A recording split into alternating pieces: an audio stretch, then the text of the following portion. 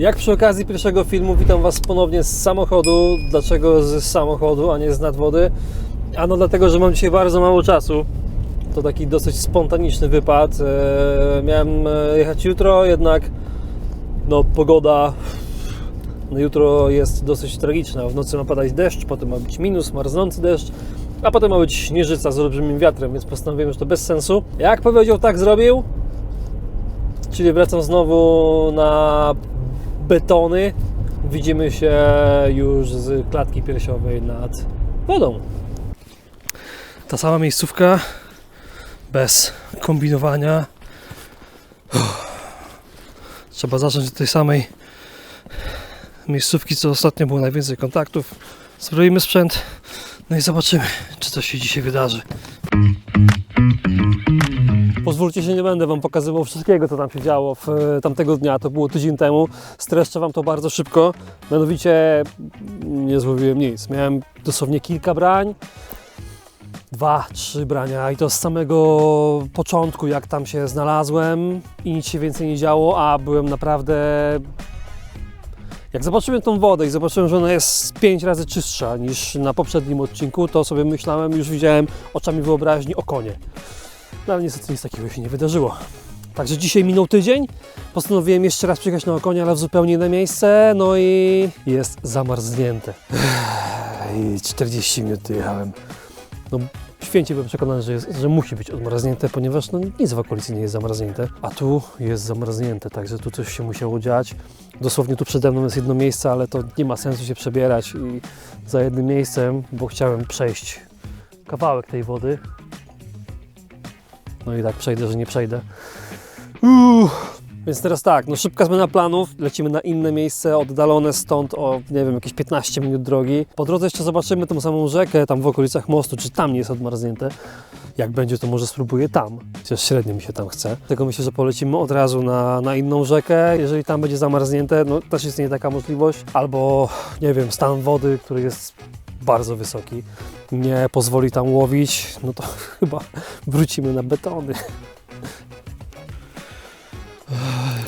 Wędkarstwo zmiennym jest. Mianowicie zobaczyłem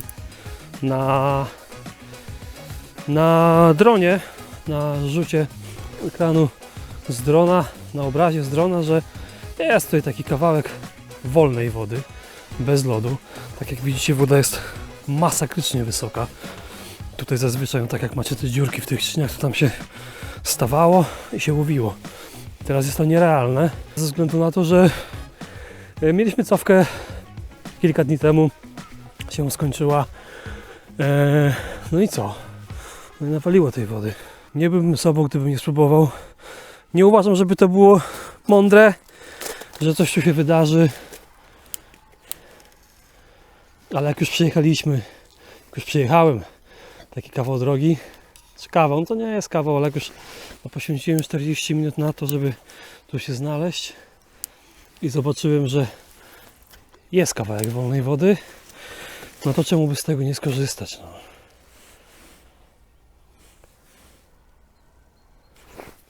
No, powiem Wam, że na dronie wyglądało to lepiej. Dlatego też w sumie no, nie ubrałem nic, jak jestem w dresach, tak w dresach wyszedłem i tyle. Założyłem tylko kurtkę zimową, żeby też nie marnować jakieś za dużo czasu na ubieranie się, przebieranie się, bo właśnie to tak, no to tak może wyglądać, tak jak teraz to wygląda, nie?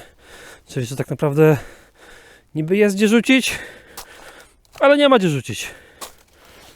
Mam jeszcze na tym rozwidleniu, gdzie łączą się te dwie rzeki. Ta rzeka po prawej stronie jest cała wolna od lodu, ale nie wiem, jakoś nie mam w nią wiary. Byłem tam wiele razy z brzegu, za okoniem i o kurczę, chyba nawet brania nie miałem przez te kilka razy. No i też ta rzeka jest bardzo brudna, tu też na dronie pokażę Wam to jeszcze raz, jak to śmiesznie widać, jak tutaj pływa czysta woda z jednej rzeki, a z drugiej rzeki wali brudna. No nic, definitywnie zmieniamy metę. Dobra, dojechaliśmy. Dobra wiadomość jest taka, że da się tu łowić. Zła wiadomość jest taka, że nigdy tutaj za okoniem nie byłem. Szczupakiem owszem, nawet z jakimiś efektami, ale za okoniem nigdy. Więc nie mam żadnego pojęcia. No i to kolejna dobra wiadomość. Tu jest drobnica. Za szczupakiem nigdy, za okoniem nigdy, więc nie mam zielonego pojęcia, jakie tu obciążenie, kolory, jakie powinien. No, ogólnie mam słabe pojęcie na ten temat. Ale ubrałem już cały kombinezon zimowy, więc no, coś tu obrzucę na pewno. No i tu jest drobnica. To jest na pewno drobnica.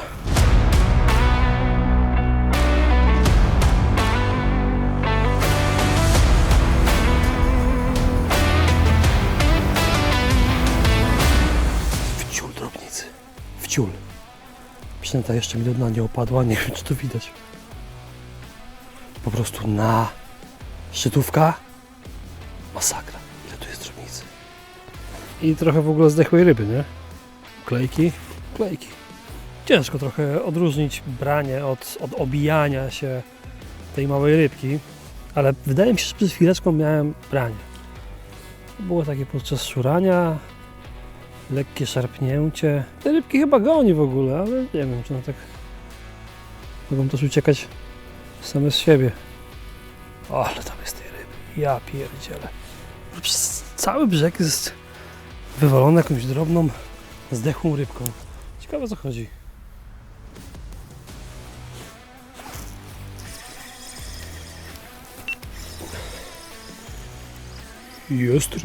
Jest ryb. Podczepiona? Czy to jest łokuń? Bo to tak kompletnie bez żadnego brania. Łokuń!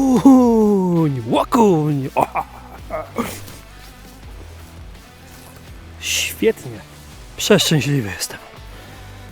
Ale bez brania, kompletnie. No tak, oni po prostu siedzą pod tą drobnicą. Znaczy, tak się można domyślić, że siedzą.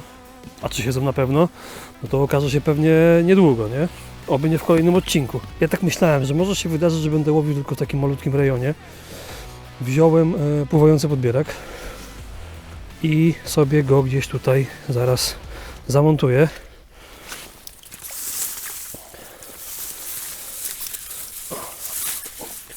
Zrobię to w ten sposób, no, żeby nie wypuszczać tego konia, bo tu jest... Zobaczcie, jak to wygląda. 10 na 10, nie? I nie chcę, żeby on tam wrócił z powrotem i powiedział swoim ziomkom: hej, spadajcie stąd. O, to było nawet branie. Wyczuwalne branie. Zdecydowanie wyczuwalne branie. No i zobaczcie, jakie świetne kolory mają te konie. O, to są tak kolorowe. To jest tak kolorowa ryba. Zobaczcie, to jest tak kolorowa ryba. Nie jest duża. Myślę, że taka pod 20 cm.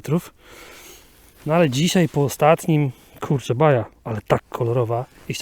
Iść tam do funfla, a potem was wszystkich wypuszczę.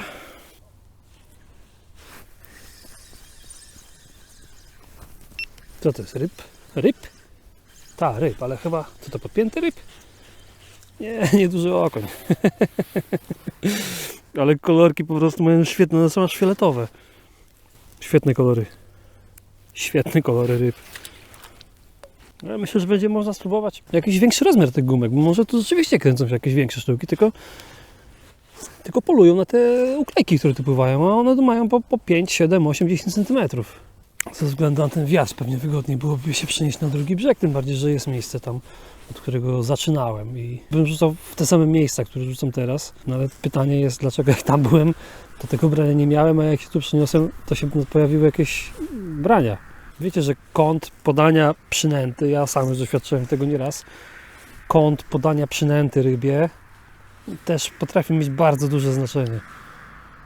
I cholera wie, może tak w tej sytuacji dzisiaj póki co jest. Zobaczymy jak to się rozkręci. Tak. To było branie na 100%. Właśnie bardzo blisko tamtego brzegu. Nieduża ryba. Ale ryba.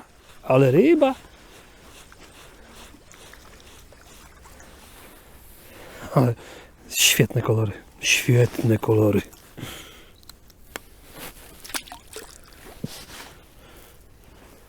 Mam nadzieję, że będzie się działo na tyle, że nie będę musiał jechać na betony. To tutaj połowie to mi w 100% wystarczy. Na pewno pozmieniamy kolory, na pewno pozmieniamy ciężary. A ciężar, tak, ciężar. Wtedy rzucałem chyba główką 5-gramową. Ten opad mógłby być, jest różnica, jest przy malutkiej gumce, jest różnica, czy gram w jedną, czy gram w drugą. I może rzeczywiście to jest ta różnica.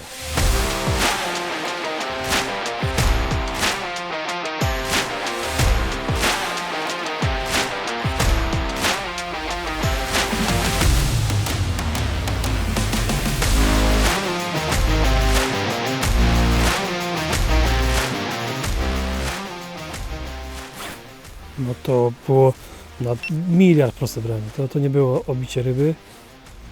To było na 1.000.000% branie okonia. Tu na potwierdzenie, że to było branie. Gumka ściągnięta.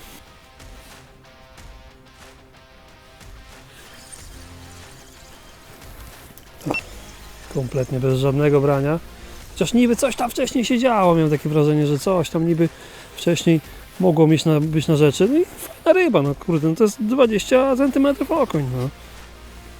I kolorami po prostu nadrabia tyle, że aj! Nie, było widać? Nie było widać. Temu udało się uciec. Mam nadzieję, że tu nie popsuje nam zabawy.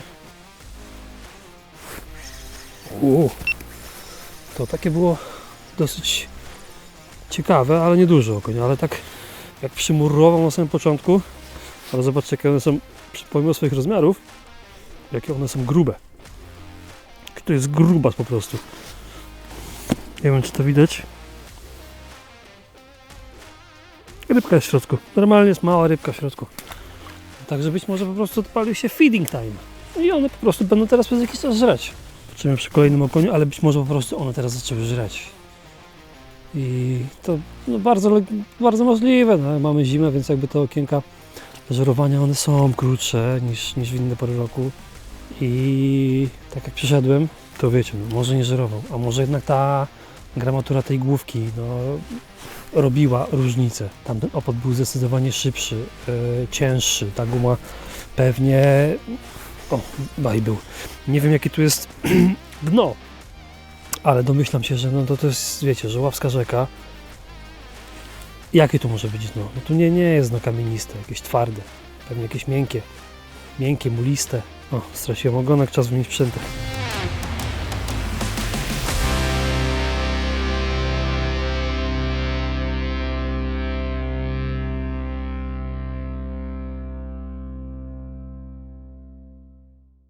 Dobra, no nie byłbym sobą, gdybym tego nie sprawdził. Trochę większa przynęta, prawie 7 cm, bo to ma 6,8 cm, czy tam 6,7 kanibalek.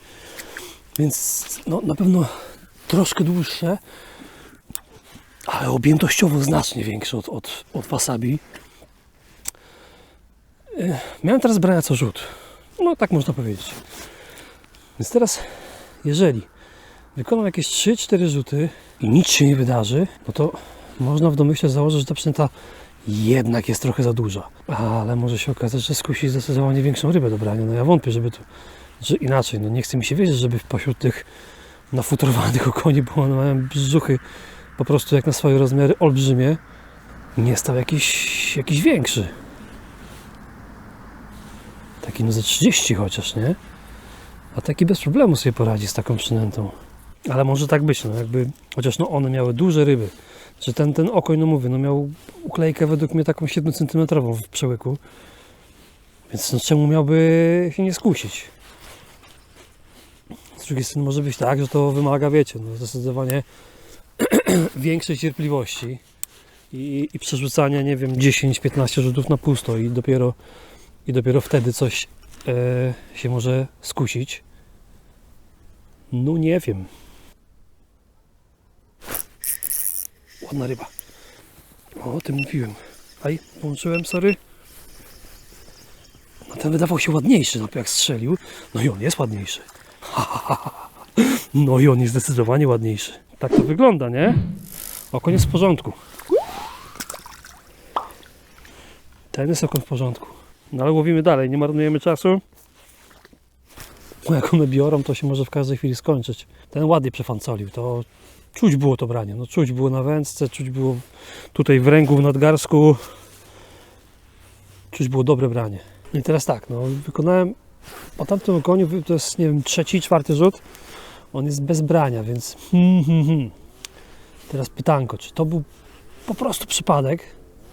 Akurat był tam większy okoń, którym po prostu ta przynęta gdzieś tam niedaleko niego się znalazła i skorzystał z okazji. I jednak po prostu wypadałoby łowić na te mniejsze przynęty. Po prostu przerzucać mniejszego i trafić na większego. Czy jednak uprzeć się na tą ciut większą gumę i po prostu nią machać, nie? Wiem jedno, że za chwilkę padnie mi bateria. Zrobię sobie wtedy malutką przerwę. Pójdę do samochodu. Już nie chciałem się dźwigać powerbanka, więc pójdę do samochodu, podłączę sobie tą baterię do ładowania, włożę inną do kamery i przy papierosie sobie przemyślę, jakby co powinienem robić.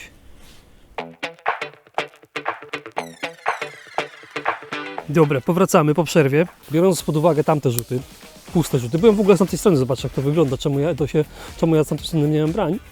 I być może oczywiście chodzi o kąt podania. One biorą tak bardziej z tej perspektywy, a tamto takie ściąganie jest pod skosem. Nie wiem, czy to ma znaczenie, to już takie, wiecie, jest filozofowanie. No ale jak jestem... O, ryba. Jak jestem sam i mi nikt nie przeszkadza, to mogę sobie pofilozofować. Widzicie, zmiana przynęty i też jest spoko. To ono jest w porządku. Zmiana przynęty na mniejszą, po prostu nie było brania, nie? Zobaczcie, jaki fajny okoń. O. No. Super ryba. Zajebista ryba. Brzegowy, ja bym się z łódki cieszył z takich ryb. Zajebista ryba. Tylko weź tam, nie wyskocz tego podbieraka. Dobra. Są po całości, nie? Po całości te ryby chodzą. Przejdę się z kawałek dalej jeszcze za chwilę. To chociażby dlatego też, żeby zmienić w ogóle kadr dla Was i w ogóle zobaczyć jak tam jest. Tu na razie jak rzucałem w prawą stronę, no to tamta prawa strona jest tak jakby, nie wiem, porośnięta, zarośnięta. To w ogóle jak one tak wysoko żerują, to by dobry był jakiś kurde Twitch czy wobbler. Ja nie mam osobiście, bo kurczę, no mamy styczeń, nie? Ale zaraz spróbuję kilka razy tak jednostajnie po prostu przeprowadzić przynętę po prostu w połowie wody.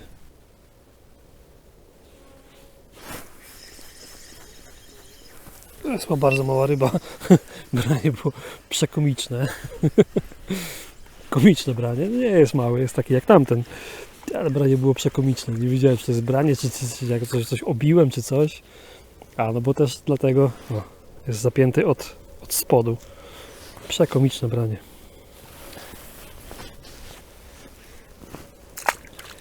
Kurczaki, no ten wiatr nie ułatwia mi sprawy łowienia z tej strony. Absolutnie. Wręcz powiedziałbym, że przeszkadza. Bo muszę rzucać pod wiatr. Przynęta jest leciutka. A ja muszę pod wiatr rzucać i czuć to wszystko. Także nie wykluczam przejścia na drugą stronę. Ale póki jest on znośny i póki daje radę, to chyba nie ma sensu, no skoro z tej strony biorą. A wiecie, może być tak, że rzeczywiście ten kąt ma znaczenie, podejdę tam, będę 20 minut stawiał wazon, potem wrócę tutaj, a żerowanie się skończy teraz w ubranie. Jedyne co mogę zaobserwować i co gdzieś tam może skusić mnie do przejścia pod tamtą stronę, to to, że tam dzieje się więcej. Tutaj jeszcze od dłuższego czasu nie widziałem nawet uklei pod nogami. Przejdziemy sobie na drugą stronę, zostawiając cały mandziur tutaj, bo nikt mi go nie ukradnie, będę widział ewentualnie. No bo tak, no tu okoni dalej jest brud. Znaczy okoni. Tu jest dalej uklejki w brud. Zrobimy sobie, nie wiem, 3-4 rzuty takie kontrolne. Jeżeli nic się nie wydarzy, to myślę, że to chyba nie ma znaczenia. Dobra, nic się nie wydarzyło i chyba paradoksalnie, myślę, że jest dobre słowo, ale chyba dokładnie o to chodzi, bo przestawiłem się tutaj, zrobiłem 5 rzutów i ataki na uklejki wiedziałem na brzegu, gdzie stałem przed chwilą, także to chyba o to chodzi.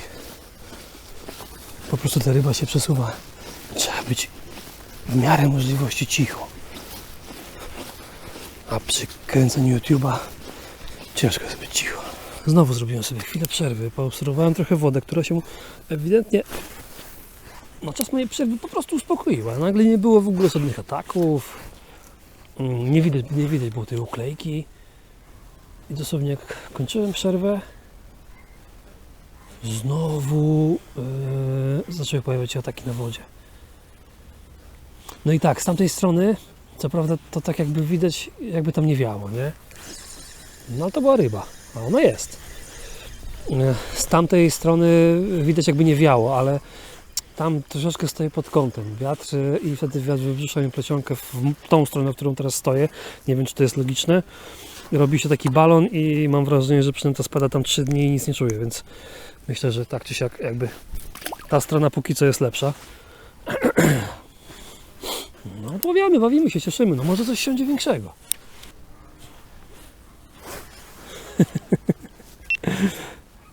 Po prostu jedno przyciągnięcie branie, drugie przyciągnięcie branie, ale bez ryby. Zobaczcie, co tam się dzieje. No jakby boleń ganiał, tylko że nie ma tego blusku za tą oklejem, nie? To są okonie. To są okonie ganiające ryby. W styczniu. No to było, no 100% było widać. Bum, bum, bum. Ale czemu ta ryba się nie wcięła? No malutka przynęta jest. To wasabi 5 cm ono jest naprawdę malutkie. Wąziutkie. Generalnie przy braniu takiego konia, no, który ma chociaż tą dwójkę z przodu, no to chociaż on chwilkę, chociaż on chwilkę na tej wędce podynda.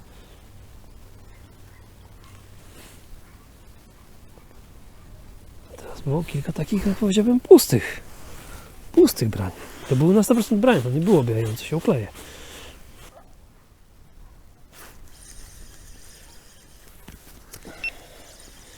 No nawet wyczuwalne branie. Nawet wyczuwalne branie. Raczej nic nie widzieliście, bo wędka była dosyć wysoko.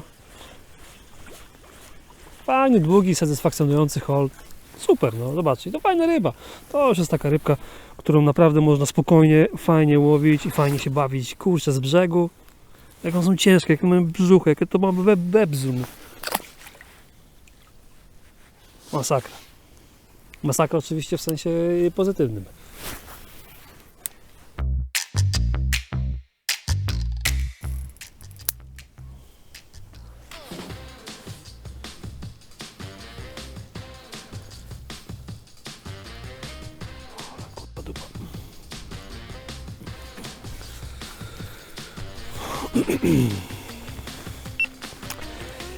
Jak to się mówi, wypadki chodzą po ludziach. Nie, zauważyłem, gdzieś zaplątałem naokoło tutaj szczytóweczki, plecionkę i nara. Dzisiaj mam coś w aucie. Coś się powinno znaleźć. Kurwa mać.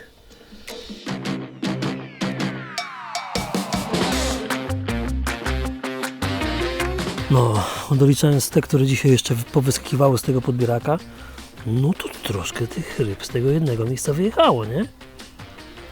Wypuszczamy je i idziemy coś pokombinować z wędką.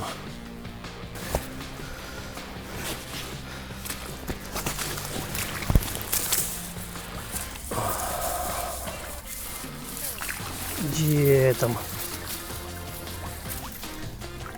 Jak on to zrobił? O, trzymajcie się. Perfekcyjne wypuszczenie, ale nie ma to za bardzo miejsca na to.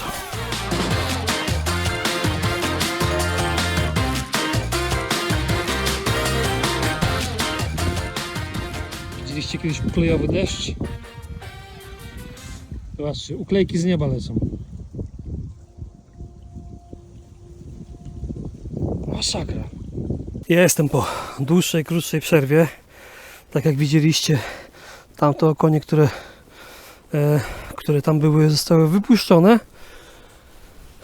Ponieważ złamałem wędkę, przezbroiłem się na to Shido. To jest to Shido od 1,5 grama do 10 gramów i boję się, że 4 gramy to może być No niby według było ok, ale znam tą metodę doskonale i te 4 gramy może być za mało, żeby cokolwiek czuć. No ale trzymajcie kciuki, no dzień jeszcze się nie skończył. Po raz kolejny raz podkreślę, że niestety kamera sportowa tego nie oddaje, ale ja co jakiś czas normalnie widzę, jak do tych uklei, które są w potężnej ilości przy powierzchni, wyskakuje na jakiś okoń. Przed chwilą widziałem to 2 razy. Normalnie wyskakuje do nich, tam zabiera jedną, albo trafia, albo nie trafia i idzie na dno. Tak jak widzicie, to zmieniłem miejsce, byłem tam po tamtej stronie brzegu. Z drona zauważyłem ciekawą też zależność. No, dron, widzicie, jest jednak przydatny. Życzę Wam teraz, o co mi chodzi. Mianowicie, tak jak widzicie, jedna strona jest wyraźnie płytsza. Ma inny kolor i ten kolor to jest spowodowany tym właśnie, że ona jest płytsza, a druga strona jest wyraźnie głębsza. Kolory tylko takie mam przygotowane, zmieniałem te kolory wasabi w dzień dzisiejszy. Był biały, czerwony i jakieś jeszcze inne. Jedyne ryby, jakie wyjeżdżały i brania, jakie były, no to były właśnie w ten niebieski kolor, więc nie kombinuję, bo mamy godzinę 12. Myślę, że godzinkę, półtorej to jest maks. Co tu jeszcze pobędę? Dlatego nie kombinujemy. Tylko machamy tym, co jest. Przed chwilą miałem kilka brań, stuknięć w kanibalka. I teraz nie wiem, bo to mogą być malutkie rybki po prostu, bo to były na pewno brania. To nie było bijanie uklej, tylko to były prawilne brania. Po prostu mogło być to bardzo mało okonie, bo przed chwilą takim stadem normalnie, nie stadem, no po 5-7 sztuk naraz odprowadziły mi okonie wielkości tych uklejek kanibalka. Więc to mogą być te okonie. I one po prostu siłą rzeczy nie połkną tego kanibala. Ale nie muszą. Ale sprawdzimy to. No, założyłem teraz jeszcze raz wasabiego, tylko że na główce 5-gramowej, no bo tu jesteśmy po tej głębszej trochę stronie.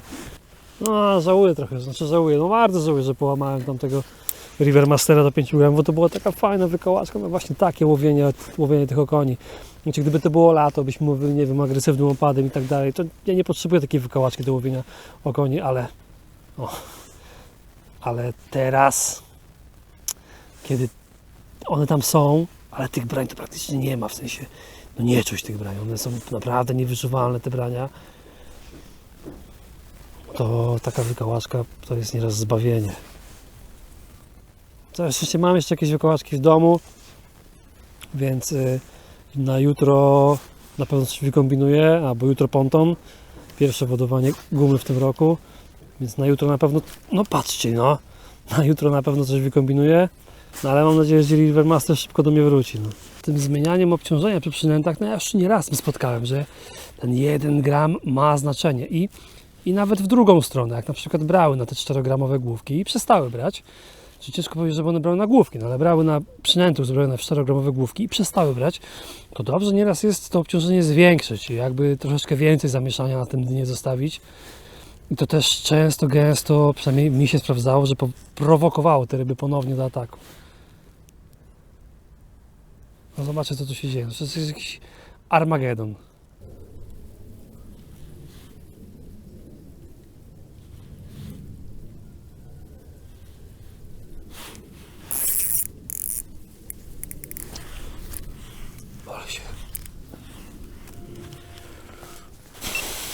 O Boże, patrzyłem się na ten ruch wody naprzeciwko, jakiś taki dziwny ruch wody był i coś nagle zacząłem podnosić z dna. Myślałem, że mam jakąś dużą rybę,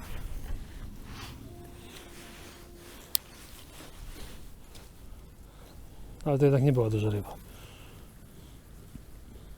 Co tu się dzieje? Zobaczcie, co tu się dzieje. Zobaczcie.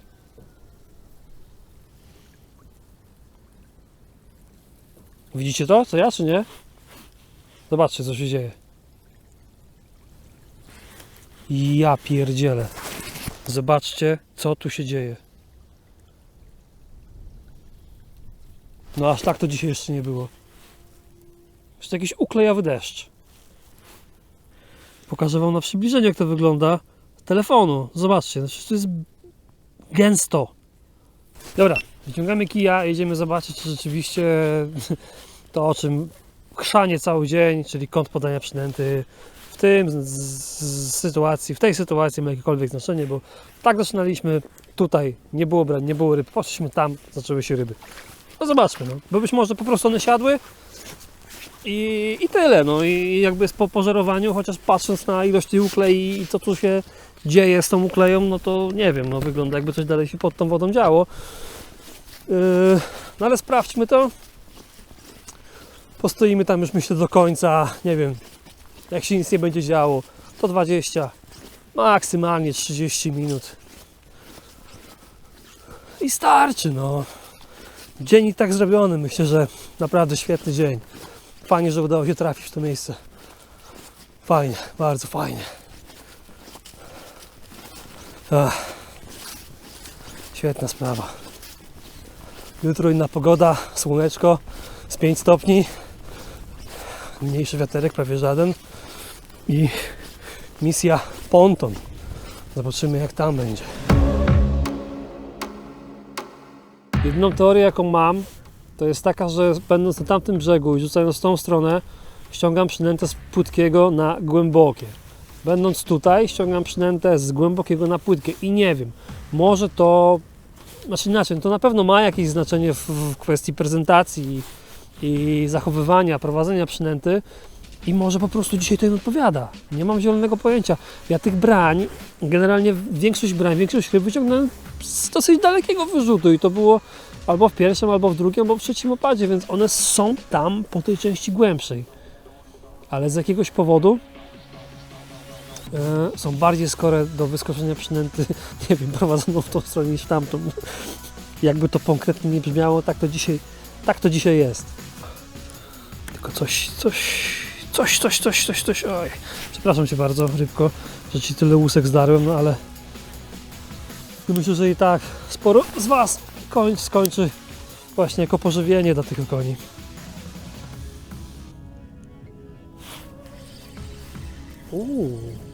A poczułem takie pyk.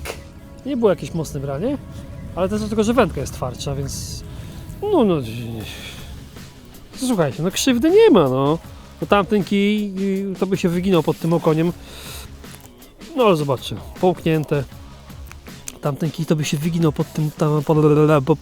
pod tym okoniem znacznie. Ten mniej. Jedyne co, to ten się różni od całej reszty ferajny, bo jest chudy. Pierwszy chudy okoń dzisiaj. A cała reszta ferajny wyciągnięta z wody była bardzo gruba. Nie były to duże ryby, poza tam, nie wiem, jedną, która tam, no, powiedzmy, była troszeczkę większa od pozostałych, ale każda ryba, nieważne czy miała centymetrów, nie mierzyłem ich, ale tak na oko, centymetrów 20 czy tam 28-9, była bardzo gruba. Te brzuchy były nafutrowane jedzeniem. No tu też pokazywałem Wam jedną rybę, jak ogon czy ogony wystawały jej z buzi. No. Widać, że to było jedzone. A tutaj się znalazł jakiś rodzynek, nie wiem czy na diecie, czy jeszcze kumple go do żarcia nie dopuścili. Na początku przez cały film mówiłem, że to są uklejki. To oczywiście są różne ryby, na to wychodzi. Więc przyjmijmy, że te małe ryby przez te, nie wiem, 2 godziny, które tu jestem, to mogę stwierdzić, że one gdzieś tam stoją mniej więcej od powierzchni do, nie wiem, 3/4 wody jest tą po prostu drobnicą zawaloną. I przy dnie, jak już się szura tą przynętą, to ta drobnica i tam nie czuć. Więc obstawiam, że każde dotknięcie przynęty w okolicach dna albo na samym dnie, no to musi być okoń. Dlatego obstawiam, że to przed chwilą to było branie okonia.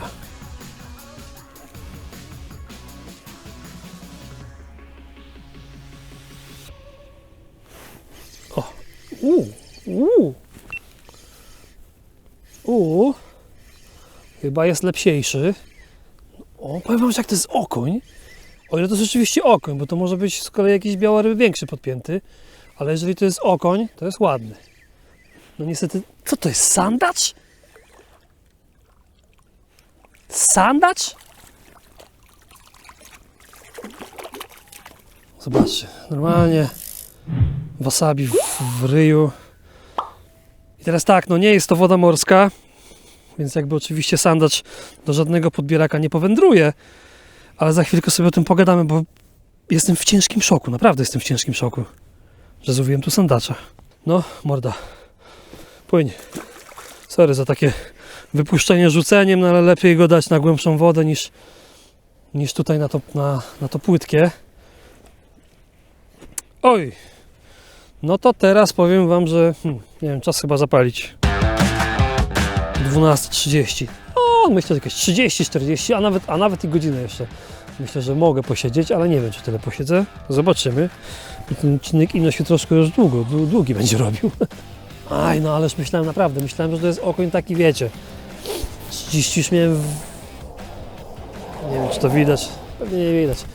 Już miałem już w głowie okonia takiego, wiecie, 36 cm, 7 cm, 8. No tak to chodziło, tak to wyglądało. No i tak naprawdę z wymiarem się okazało, że niewiele pomyliłem, ale z gatunkiem już tak, no. Chociaż no, jakby popatrzeć na okonia i sandacza, położyć je z boku, to jakieś tam cechy wspólne, takie widoczne na pierwszy rzut oka posiadają. No, przygody są wpisane w nasze hobby, w naszą pasję. Nie zawsze te miłe. Nie zawsze te miłe, nie zawsze te przyjemne. Znowu było branie, albo była ryba na przez chwilę. Ale to, co mnie ciekawi, jakby... Powiem Wam, że tak jak zacząłem, to się nie spodziewałem aż takiego oporu. Zobaczcie. Ale gruby, Jezus Maria, no zobaczcie, jaki to jest grubas. Będę się powtarzał, ale jaki to jest gruby okoń. On nie jest duży na swoje rozmiary, ale jaki jest gruby. Mówię, nie jest to byk. No, oddawaj wasabi. Oddawaj wasabi. Nie jest to byk. Łowiło się zdecydowanie większe. No ale to sadło tam na dole to dużo oddaje, no i dużo daje, no. No ale fajnie wiedzieć, że takie miejsce jest, no. Fajnie wiedzieć, że takie miejsce jest. Ja myślę, że na 100% jeszcze tutaj zawitam. Myślę, że na 100%. W okręgu na legalu do końca lutego konie można łowić, potem jest wprowadzony przez okres ochronny. Więc na naszych wodach, na wodach PZW Elbląg okonia łowić od 1 marca już na legalu. Nie wolno, ale mamy wody morskie, więc jakoś będzie można się ratować. No i mamy rzeki jeszcze, nie? Pstrągi, trocie. Myślę, że to też spokojnie trzeba będzie uderzyć.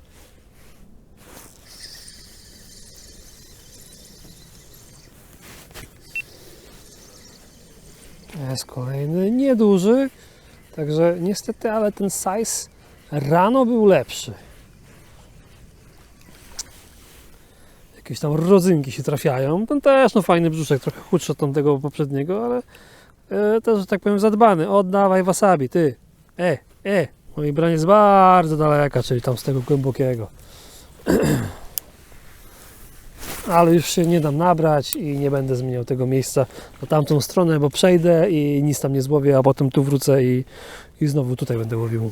Także ostatnie 15 minut. Nie ukrywam, że chyba nawet jest mi już trochę zimno, co prawda jestem dobrze ubrany, ale przez kilka godzin stoję centralnie z wiatrem w twarz i ten wiatr jest chłodny, no ile? 2 stopnie, może 3 stopnie na plusie, z chłodnym wiatrem. Prosto w paluchy, prosto w twarz. Łapy trochę wiadomo też i przemoczone od tych koni. Ale na to akurat nie będę narzekał. Także jeszcze z 15 minutek. Metę zachowuję w pamięci na przyszłość.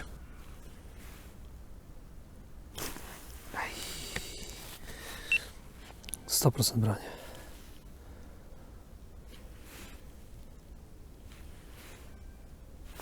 Teraz też. Był. Nieduży. Teraz wypuszczam te kilka oksów, co mam w podbieraku. No może już to zrobię. No tam nie wiem, 2, 3. 4. Nawet nie wiedziałem. Trzymajcie się. Do zobaczenia kiedy indziej. podbierak niech sobie trochę przeschnie. Jest, ale bardzo mały. Ale to jest ryba, a nie jakiś zaczep. Nie wiem, dziwnie to idzie. No jednak nie jest, tylko to jest zaczep. O, puścił.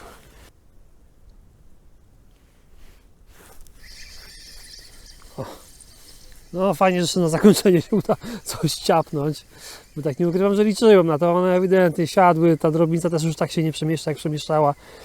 Ale liczyłem na to, że na sam koniec chociaż jeszcze uda się coś wyciągnąć. No i jest, no przyjemny, zobaczcie. No. A on jest aż fioletowy. On jest aż fioletowy. I tą rybką żegnam z Wami się ujęciami na klacie. Zaraz jeszcze pożegnamy się do głównej kamery. No i tyle. Wracaj. I baw się dobrze. Ja już w samochodzie myślę, że nie ma lipy. Dużo się nagadałem nad wodą, także nie będę już zanudzał Was na sam koniec. Jeżeli film Wam się podobał, to pamiętajcie, że takie rzeczy jak łapka w górę, komentarz czy subskrypcja nowego kanału pomaga w tym, żeby ten kanał szybciej się rozwijał i będę Wam za to bardzo wdzięczny. Do domu, ponton do auta, jutro na ponton. Ja mam nadzieję, że zobaczycie w kolejnym odcinku. Trzymajcie się, do zobaczenia. Cześć!